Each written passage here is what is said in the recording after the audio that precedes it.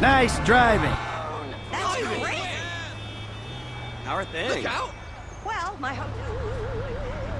Other than that, I love this. Vinewood is often referred to as the anal bleaching capital of the world. I've been meaning to do this since, like, forever.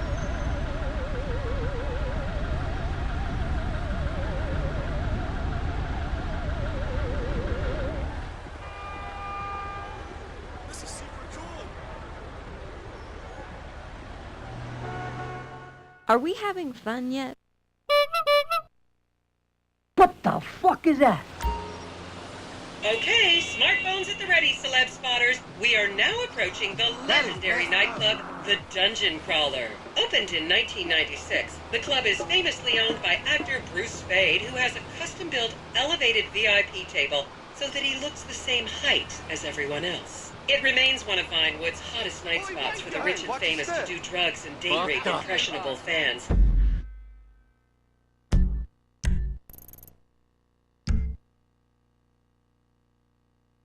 Play your cards right, and that could be you! The Dungeon Crawler was in the news again recently when comedian Morgan Chester allegedly ran over a doorman in his SUV for not laughing at one of his jokes.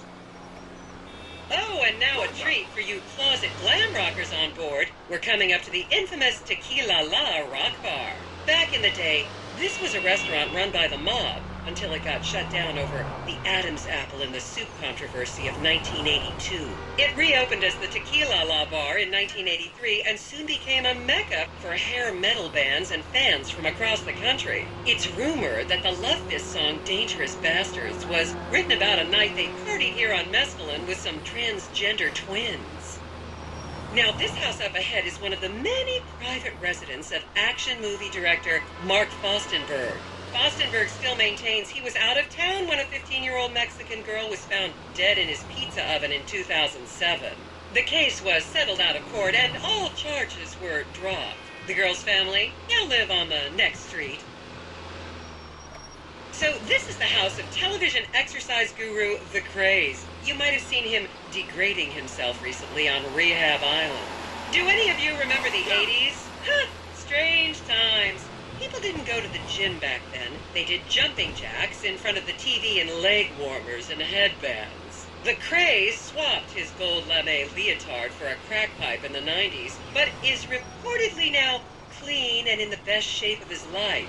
That's Vinewood's code for he's trying to make a comeback.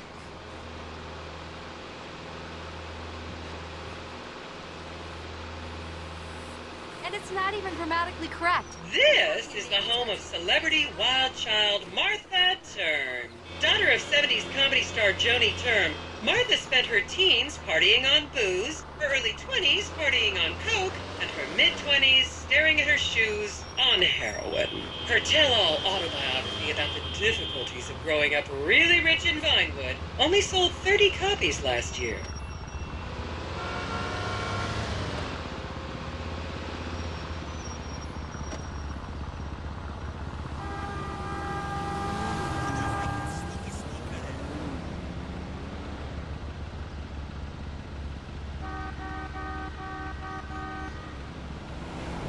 I should remind you this is a no-smoking bus. Unless, of course, it's medical marijuana, then you're all right.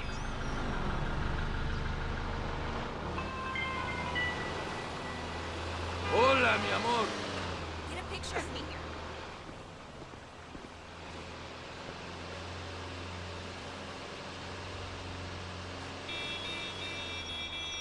Just up ahead is another place to see and be seen in Rockford Hills, the Richmond Hotel. An iconic entertainment industry hangout, sleazy producer types have been promising to make young girl stars here for over 100 years now. Not gonna lie, I did some shameful things in that lobby bar in my youth, but I've put that period of my life behind me now.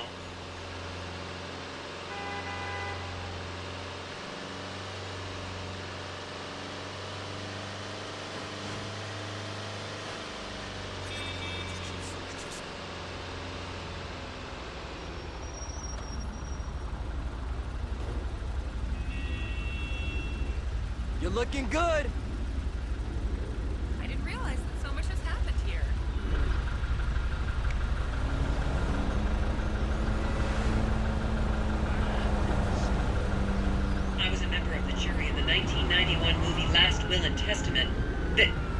my line.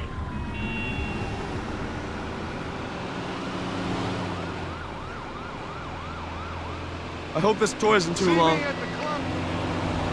You already Here know! you can see the landmark Weasel Theater, which was opened here in Morningwood in 1930. Some of the biggest movies in history have premiered at this theater, including Blue Blood, Shoulder of Orion, and The Many Wives of Alfredo Smith. You might remember the controversial premiere of the gladiator comedy Lions and Donkeys in 1984, when star Chip Hampton walked up the red carpet with two slaves in chains.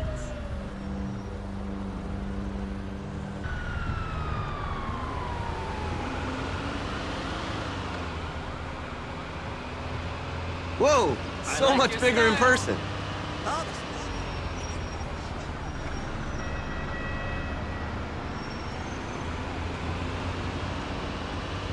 If anything, that's underrated. Yo, what's up?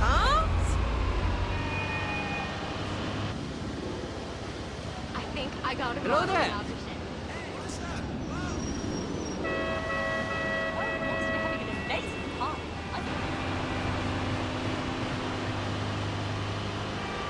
Count yourselves lucky, my prescription just got renewed this morning.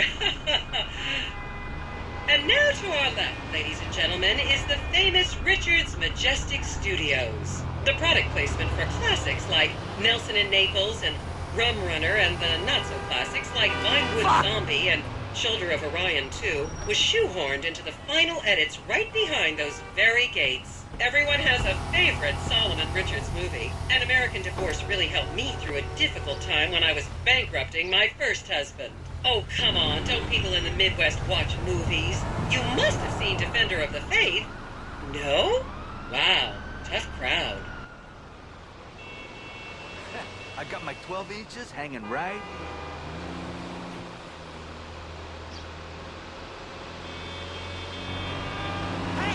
Keep your eyes open and your ears to the... I wonder if anyone here visits my site.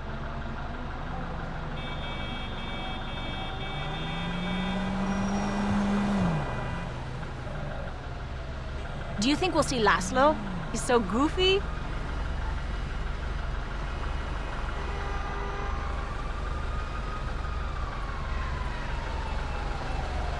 I gotta tell my dad about this. He'd love it.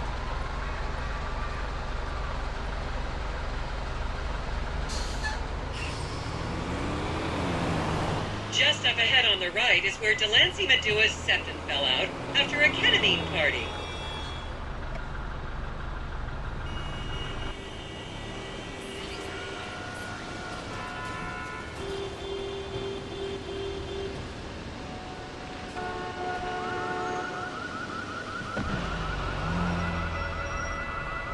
This whole town's full of shallow people.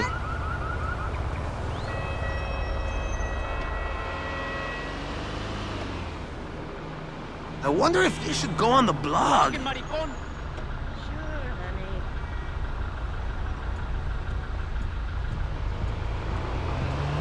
Remember, these people are rich and beautiful. That makes them better than us. Yo, what's up, man? All the people in this town are fucking. Ever since I was a little girl, Okay, I people, wanted to get come those here. cameras out. This is Portola Drive. You won't get a better chance to spot a celebrity in its natural habitat. As you can see, the recession hasn't hit this part of town very hard. These are some of the most offensively high-end designer stores in the country. And now, some fun trivia for you. There have been a number of movies shot on Portola Drive, mostly awful ones about rich idiots, including the blockbuster 2005 romantic comedy Shoe Whore, that's credited with sending women's rights back 50 years. The store we're passing now is where British star Charlotte Crown was caught on film in the changing room, eating and purging the same burrito over and over again, just like a dog. But truth costs money.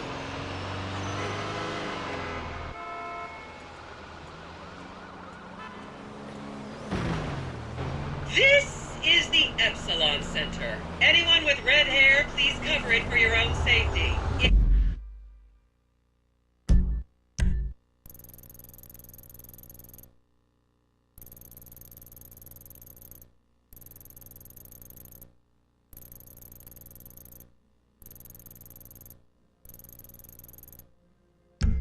really want to meet a famous celebrity, this place is packed full of them. Take an introductory course. It changed my life. Kifla!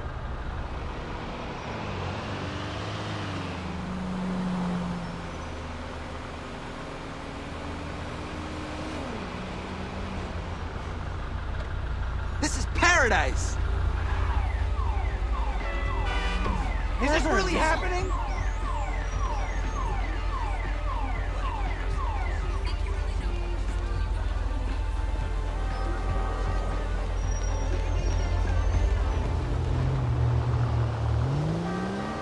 Keep those cameras out and fingers on the trigger. Celebs are skinny and fast.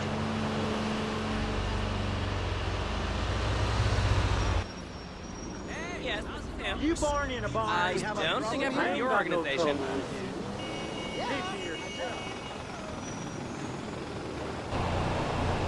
I should pitch a banner exchange to him.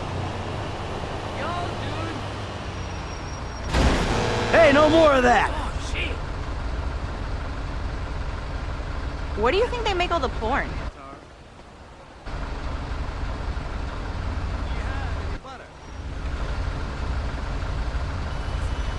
To the left, you'll see a spot where a pizza boy claims that Clay P.G. Jackson asked him to remove his shorts.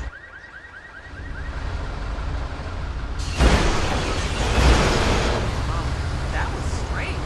Feels like anybody could be famous here.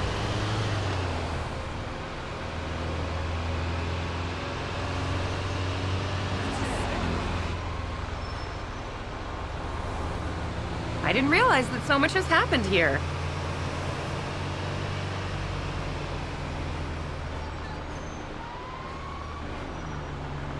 Think the tour will stop at honkers?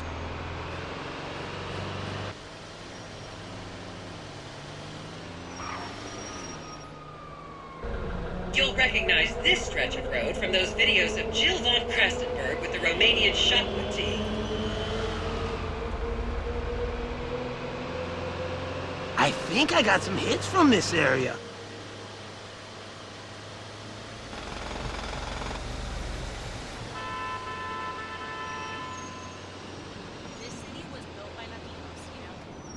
And here is City Hall. This is where the mayor's office is, if any of you care. You might recognize this building from the 20-minute final dogfight to save Earth in the movie Invasion Los Santos.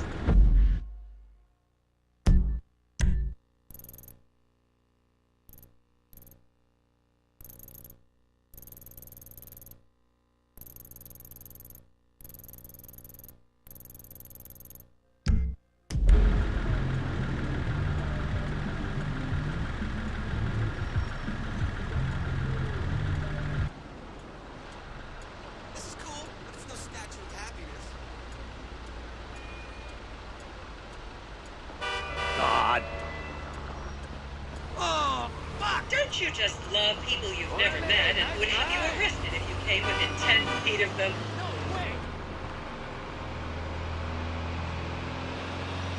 This city gets a really bad rap. It's not shallow at all.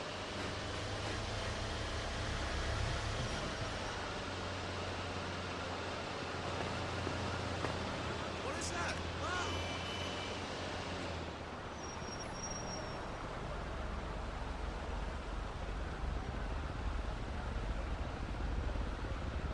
Sí, muy maravilloso, muy chévere. Fuck it.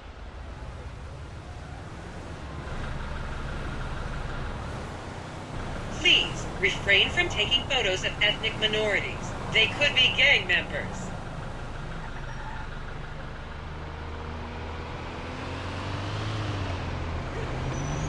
Ah, how nice. You alright? Hey, man. Just think of all the history that happened here.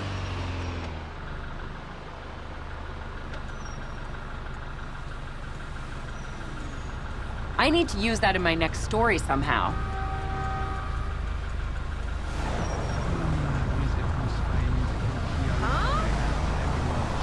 The next corner is where actor Scott Stevens famously prolapsed after a failed party trick.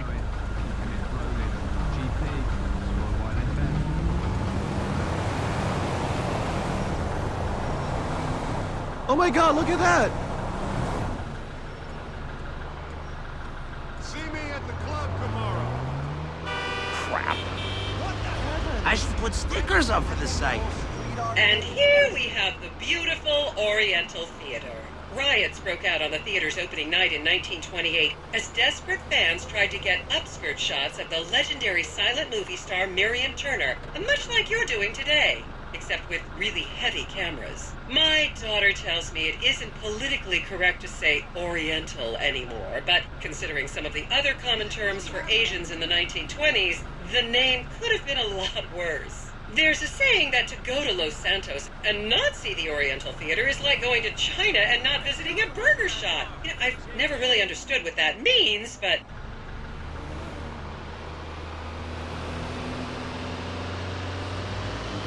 Say hello to your brother for me.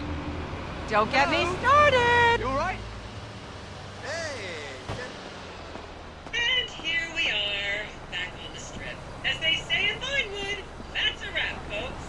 I hope I managed to take your minds off the economic downturn for just a little while. I'd like to remind any Europeans that 1% is an insult, not a tip. Enjoy the rest of